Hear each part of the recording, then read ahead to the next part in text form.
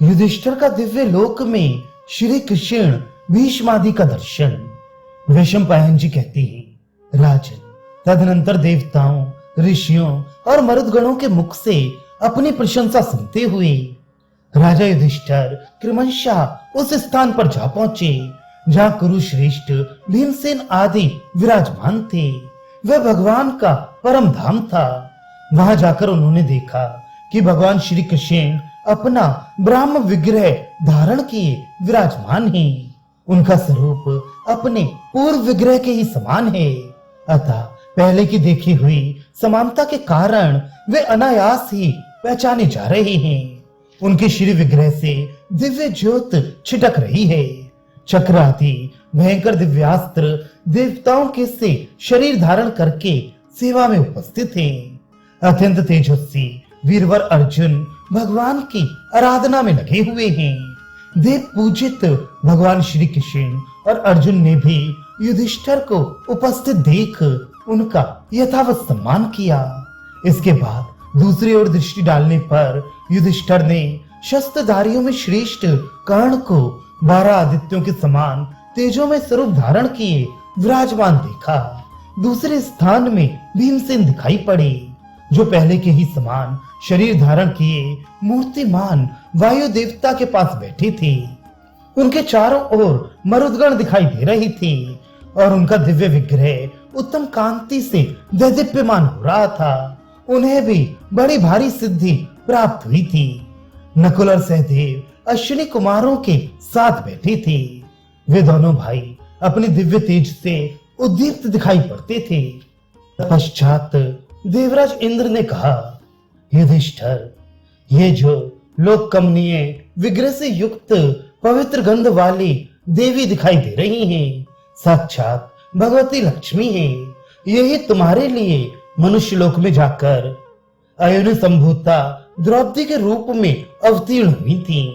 स्वयं भगवान शंकर ने तुम लोगों की प्रसन्नता के लिए इन्हें प्रकट किया था और इन्होंने ही द्रुपद के कुल में जन्म धारण कर तुम लोगों की सेवा की थी।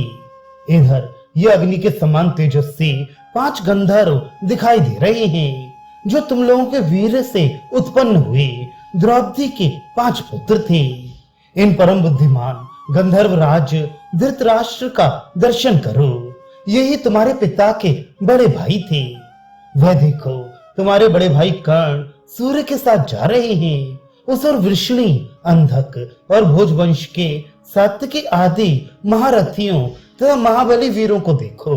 वे साध्यों, विश्वदेवों तथा मरुदगणों में विराजमान हैं, जिसे युद्ध में कोई भी परास्त नहीं कर सकता था। उस महान धनुर्धर सुभद्रा कुमार अभिमन्यु की ओर दृष्टि डालो। वे चंद्रमा के साथ उन्हीं के समान कांति धारण किए बैठा है। इधर देखो, कुंती और माद्री के साथ तुम्हारे पिता राजा पांडु विराजमान हैं। ये विमान पर बैठकर सदा मेरे पास आया करते हैं। शांतनु नंदन भीष्म वसुओं के साथ और तुम्हारे गुरु द्रोणाचार्य बृहस्पति के पास बैठे हैं। इन दोनों का दर्शन करो। ये तुम्हारे पक्ष में युद्ध करने वाले दूसरे राजा गंधर्वों, यक्षों और पुण्य जनों के साथ जा रहे हैं। किन्हीं किन्हीं को गुहकों का लोक प्राप्त हुआ है। ये सब युद्ध में शरीर त्याग कर अपनी पवित्र वाणी, बुद्धि और कर्मों के द्वारा स्वर्गलोक पर अधिकार प्राप्त कर चुके हैं। जन्मेजय ने पूछा, ब्राह्मण, भीष्म, द्रोण, राजा धृतराष्ट्र, विराट, द्रुपद, शंख, उत्तर, धृष्टकेतु और शकुनी आदि तथा तेजस्वी शरीर धारण करने वाले अन्य राजा स्वर्गलोक में कितने समय तक एक साथ रहे? उन्हें वहां सनातन स्थान की प्राप्ति हुई अथवा वे और किसी गति को प्राप्त हुए? मैं आपके मुंह से इस वृतांत को सुनना चाहता हूँ। वैशंपायन जी ने कहा, राजन, ये देवताओं का गूढ़ रहस्य है। तुम्हारे पूछने पर इसे बता रहा हूँ।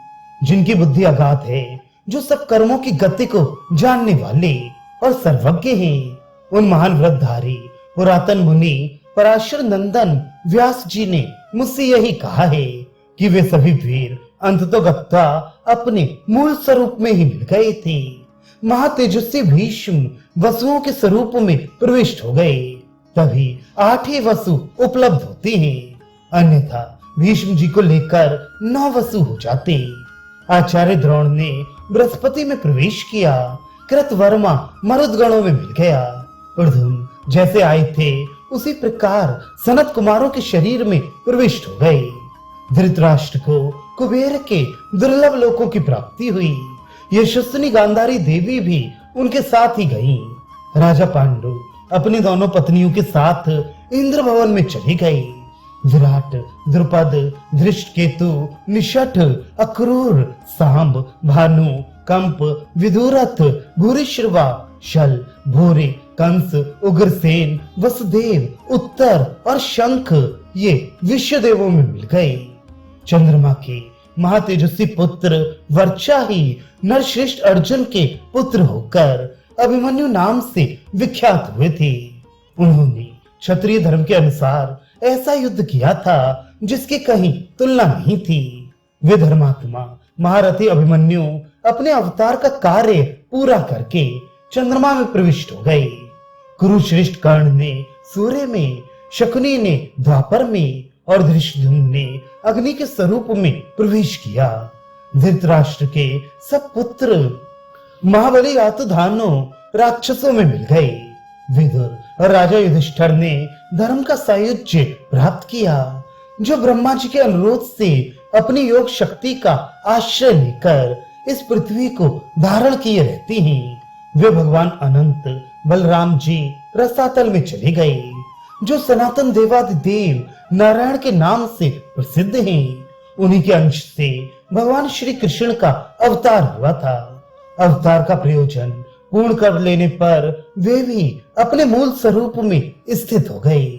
श्री कृष्ण की 16,000 स्त्रियां अवसर पाकर सरस्वती नदी में कूद पड़ी और अपना भौतिक शरीर त्याग कर अप्सराओं के रूप में भगवान की सेवा में उपस्थित हो गई। इस प्रकार महाभारत युद्ध में मरे हुए वीर महारथी अपनी अपनी योग्यता के अनुसार देवताओं और यक्षों में मिल गए। कोई इंद्र के भवन में पहुंचा और कोई कुबेर के। कितने ही महापुरुष वरुण लोक को प्राप्त हुए। जन्मेजय, इस प्रकार कौरव और पांडवों का सारा चरित्र मैंने तुम्हें विस्तार के साथ सुना दिया।